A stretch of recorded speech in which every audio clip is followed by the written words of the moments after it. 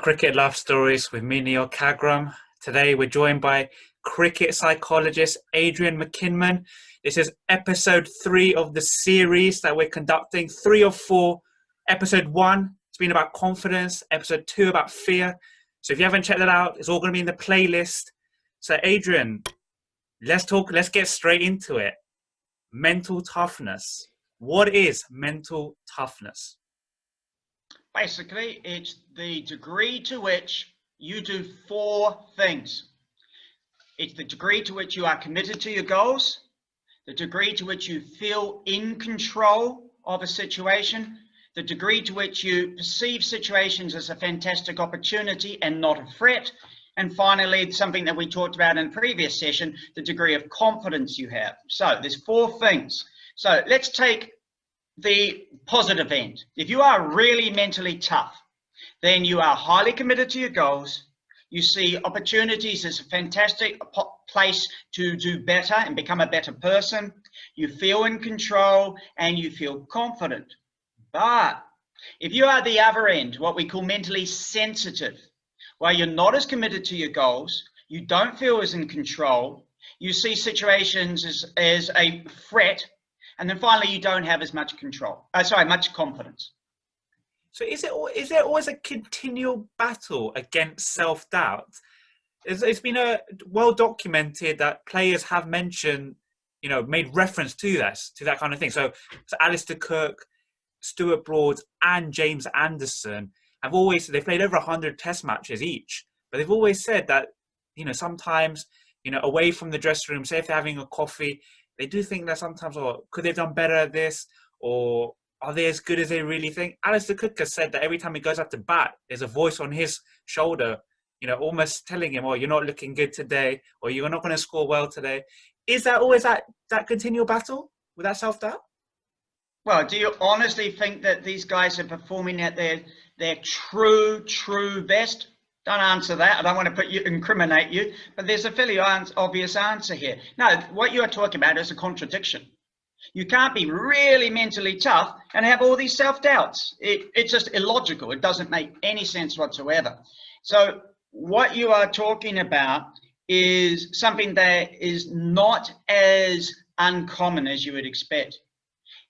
As a psychologist, I get to hear all sorts of things from all sorts of people, and you'll be amazed at people that you would think are truly confident. And they're no different from the gentleman that you mentioned, who they have few doubts. But the reality is, mental toughness, as I explained, has 4 components. One of them is the perception of being in control. But if you're having doubts, you can't have 100% full belief that you're in control. It's just illogical. It can't work that way. So hence, you can't be really mentally tough if you're doubting yourself. So on the one hand, these guys maybe, I haven't talked to any of them. I haven't spent much time in the UK. I only spent about 4 weeks in the UK. So I don't really know those guys. It sounds like they are sabotaging themselves. Now that sounds rather harsh, but it's the truth. Anytime that you are constantly over and over and over negative about yourself, that's almost what we call rumination. Rumination is when you're thinking negative, and about yourself. And it doesn't help. What it does is actually leads to depression. And so what you need to do is cut it off at the knees. Now, don't get me wrong. There's nothing wrong to think about slowly and surely about the pros and cons of making a decision or pros and cons of another decision, etc. And there's nothing wrong to take time. If somebody says something negative towards you, there's nothing wrong with, is he right? Is he wrong? Is she right? Is she wrong? There's nothing wrong with that. But don't keep procrastinating and thinking about it and thinking about it and thinking about it. That hurts you. When it comes to preparation, does that aid mental toughness? And if we bring it again back to cricket, Andrew Strauss talks about, he didn't talk about going into the nets and hitting a lot of balls in that type of preparation. He talked about being physically fit. So he loved it. He was big on his fitness, and he felt if he was physically fit, that helped him up here. What would you say? Massively. Without a question of doubt, preparation is one of the real keys to mental toughness. Because if you've done enough preparation, you know it. You feel you're going in with the right armament, and you'll do the best you can under the circumstances, and good luck to them. So without a doubt, preparation. So let me give you three kinds of preparation that come to my mind, and who knows what else will come. One, you talk about physical. Without a question of a doubt, if you are physically fit, physically ready, then you just feel that there's something that you feel confident you can go out there and you can get through. And it's no different in my world.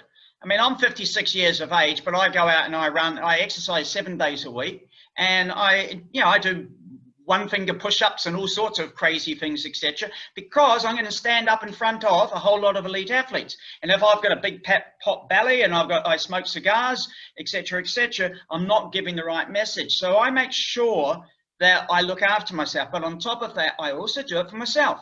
I know that when I'm out there and I'm running an hour a day, 7 days a week, I really feel strong and positive, and it really helps with the brain chemistry. You feel more relaxed. So without a question of doubt, physical preparation is one. Let's try another one.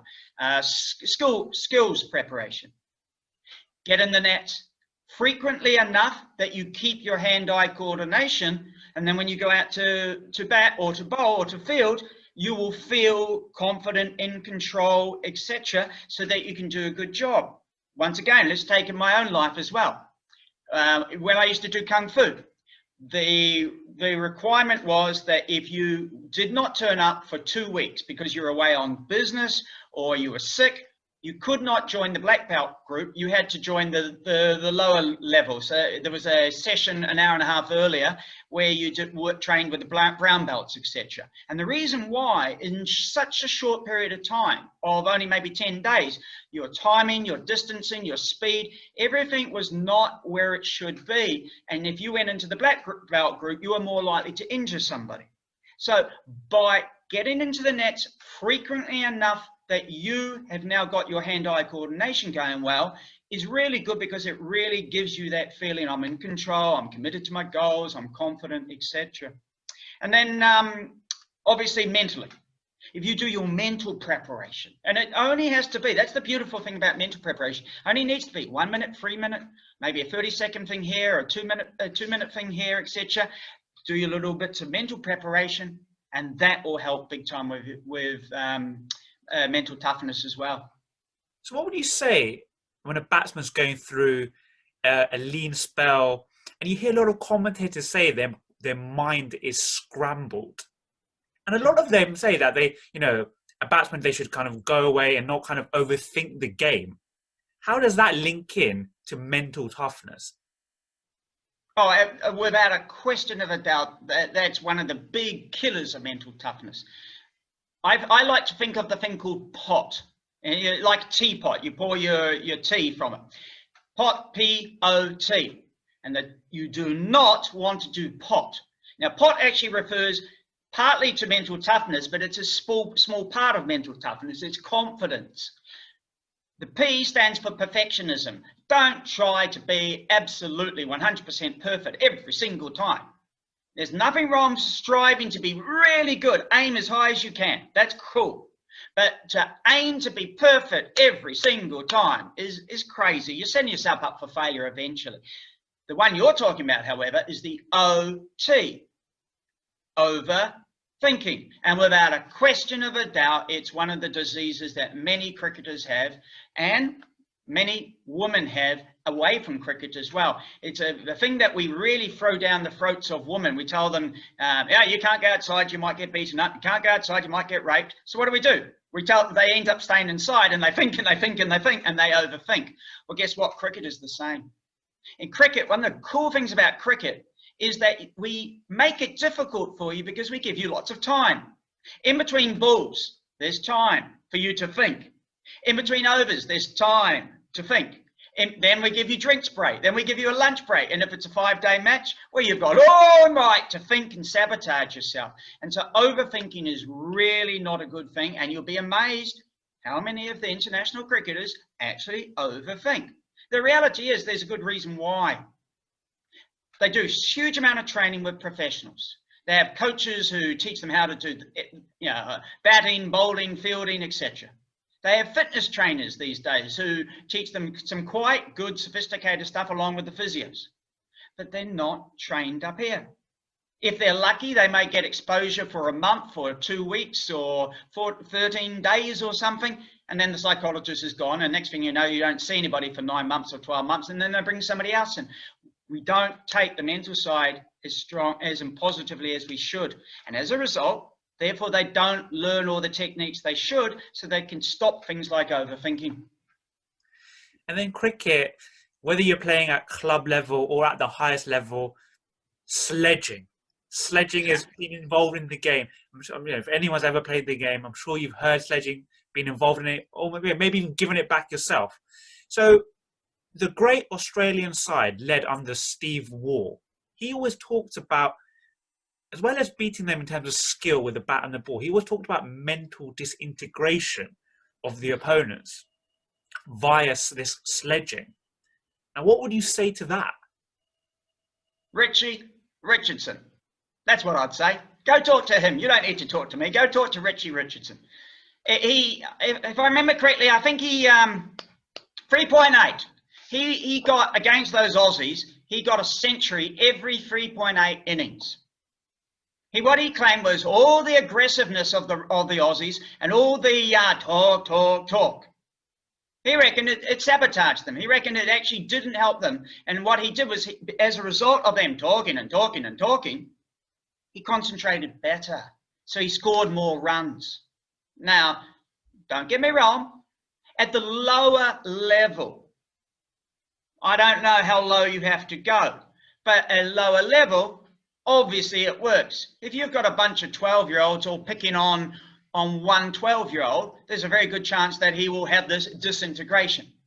And to be honest, you really don't have to go anything like as low as the 12-year-olds to get some of that going on. It can be with adults. But the reality is you have to ask yourself at the elite level, and that's what we're largely talking about, I assume. We're talking about international, and we're talking about, say, the franchise provincial type level.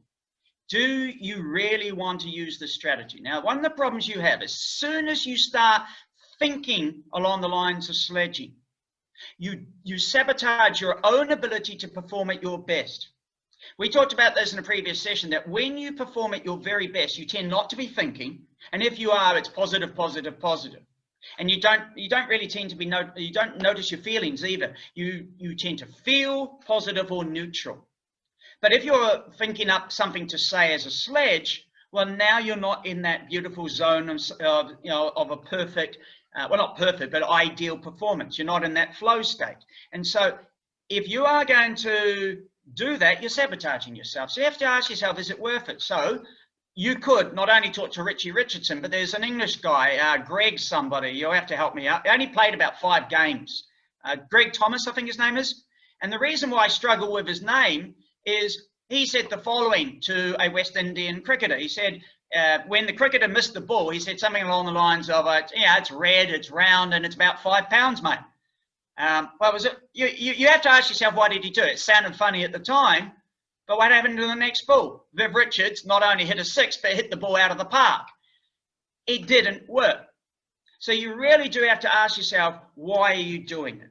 Now, it's an interesting issue, and I'm really glad you asked it, because on the one hand, you've got so many people who think it works, but have we actually forgotten about opinions and looked at what the research says? What does the data say?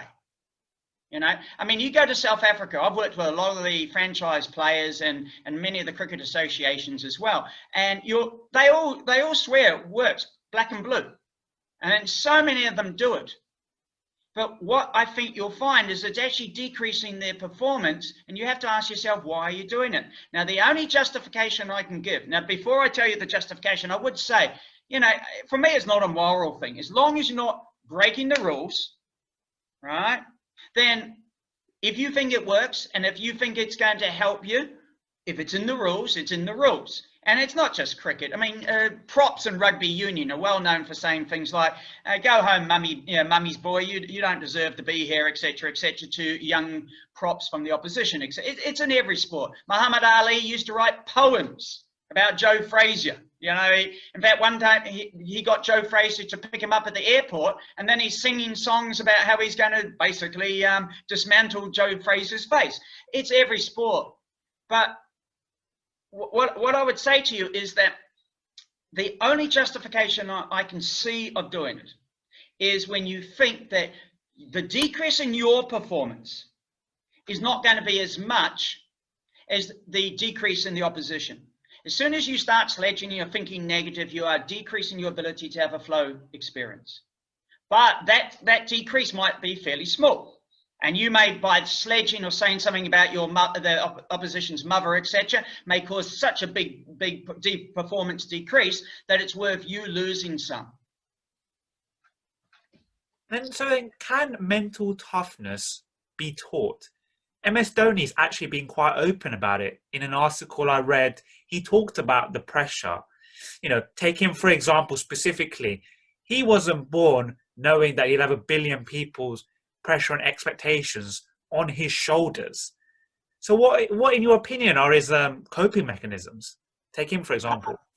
Well, Dhoni is an interesting one. I've worked in India, but I haven't worked with Dhoni, so I really don't know the specifics of Dhoni. But what I would say is that, firstly, to answer the first part of your question, yes, absolutely, you can train mental toughness. And mental toughness, as we've talked about, is made up of 4 things. But 3 of them, challenge, commitment, and control, are actually all related to one thing called hardiness. So in effect, mental toughness is just confidence and hardiness. And research is clear, you can improve confidence and you can improve hardiness, therefore you can improve mental toughness. And I do it all the time. I've trained so many people, and you see their mental toughnesses go through the roof, let alone when they tell you, let alone their performance improving. So to answer your first part of the question, absolutely, you can change mental toughness, right? And it can be as simple as decreasing the pot that we talked about. So that's just one example, right? Then with regard to Dhoni, so let's say that I was called up and I was asked to train his team. Because he's been around for so long, sitting down and teaching him 14,258 PowerPoint slides might not be quite what he wants to do. And what you'll find with a lot of the guys that have been around a long time, they're more interested in just sitting down and having a talk opposed to actually physically training. Be with them a long enough time and eventually you can get them to train as well. But regardless, what I might do with Dhoni, I mean, I'm only guessing, is you start off and you establish some rapport, get them to trust you, tell them a few things and get them to check it out. But you mentioned pressure. So one of the things you might say was, well, Dhoni, what is mental pressure? Now, he might start to talk about like mechanical pressure. And that's not what we're talking about. We're not talking about like the pressure in a tire where there's physical pressure, you can measure it with a gauge. We're talking about mental pressure. But what is mental pressure? There is no such thing. If you perceive there's mental pressure, there's mental pressure. If you do not perceive there's mental pressure, there is no mental pressure. And just by asking him, what is mental pressure? Could end up creating a whole long, really interesting conversation where he might end up doing, just as I told you about the other day with the captain of one of the other international teams, who all I had to do was tell him there's no such thing as stress, it's just a perception, blah, blah, blah, blah, blah. And it's like, wow. And he was able to look at life in a different way. It was the same thing with Dhoni. Just by saying, well, look, there's actually no such thing as mental pressure. It's just a perception. Might really trigger him to be able to go to the next level, etc., etc. Then can mental toughness evolve? And are there different strains of it on the scale? Like take, for example, Marcus Trescothick. He said in an interview when he first came into international cricket, he loved, the whole atmosphere, the noise, the clapping, every time he hit a boundary, the roar of the crowd. And that's when he first came in to Test cricket, international cricket. But everyone knows his story. By the end, he was coming home from an Ashes tour, suffering from depression. Are there different strains of it, in your opinion? Well, you asked so many things, buddy. I'll see if I can answer all your questions. I mean, in terms of strains, well, maybe, I don't know what you mean by strain, but what we've said is that there's 4 things that mental toughness is made up of. And I guess, okay, so let's imagine that as you played international cricket year after year after year, your confidence almost certainly will go up. It'll wax and wane a little bit, but the reality is over the course of a career, it'll eventually start to go up. And you've been there, done that. Likewise, your perception of being in control will go up, no doubt. But let's just imagine that, you know, you're losing a little bit of interest. Maybe your commitment goes down, your commitment to your goals. And then finally, challenge. Maybe you see things like touring is now not such a great thing, but it's a bit of a handicap. It causes problems for your family, etc., etc. So that's just one way that your mental toughness would stay the same, because two components went up and two have gone down. And that might lead to depression. But to be honest, I don't think the right way to look at mental toughness is like strains. And honestly, I don't think that scenario is really going to lead to depression. What depression really comes from is just a simple thing: thinking negative, right? And so what's going on in this guy's life, I'm not sure. But the reality is it's causing him to think negative. Now, why is this happening? Well, I would basically blame two groups of people: the administrators in cricket and the coaches in cricket. Why? They're not showing enough courage and confidence in cricket psychology. They have no problems hiring a fitness trainer. They can think, oh, some guy can go out there, teach the guys how to stretch slightly better, keep them motivated in the gym. They get that because it's easy to see. They see the fitness trainer doing something. But with somebody like me, they know that what we are focusing on is so important, but they don't understand what we do. And part of the problem is because we have to do it to a certain extent behind closed doors. If you are a cricketer, you don't want to tell me a whole lot of things if you think that other people are going to hear, or if I will tell other people. So that's one of the problems. But the reality is that some of the coaches and some of the administrators are not as cluey. We're not at 2020 in terms of sports science. And it's a real problem, because unfortunately there's a lot of cricketers out there who actually are suffering in one way or another mentally. Ireland and England cricketers, there's so many. I'm not going to mention any of the names, but they've been in the media. I can probably give you 10 international guys who have said that they're depressed. Now, does that situation need to happen? No. The reality is, if they train mentally as many times as they did physically, and as many times as they did skill-wise, they wouldn't get depressed. Well, the likelihood is so unlikely. All right. So there are things that we could do to decrease that. And it's really sad that even in 2020, we still have so many cricketers. And it's not just the UK, it's just that the UK talk about it more. We talked about Dhoni. Well, Dhoni has actually come out, so I'll use his name. I mean, I'm sure he has come out to the media, and he's actually told the media that we need some mental training. He says that one of the problems they have is that a guy comes in, does 12 days, 13 days, and then leaves. And it's crazy. They need to have somebody who's constantly training them, just like they do physically. And it would be the same in the UK, everywhere else. And is it all about just kind of breaking down that stigma? Because if a player, for example, saying that they need help about mental toughness, for example, is it just about breaking down that stigma and just, you know, people being a bit more open-minded about bringing people such as yourself in? Well, there's many parts to it. That is definitely a big one. And the article I read about Dhoni was saying exactly what you're saying. He says that in Indian culture, people feel uncomfortable to talk about how they're having issues with mental things, if you like, because there's this assumption, well, you must be weak. So people don't like to talk about it. Whereas if you go to Manhattan, the capital of psychological therapy, it's almost like a badge of honor to be walking around saying, oh, I've got myself a therapist.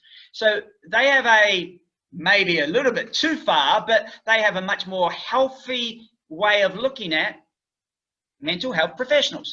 Whereas in other countries, it is a lot more taboo, and it's to their detriment. They suffer by themselves, and they will never be as effective usually as if they had a little bit of help from a professional.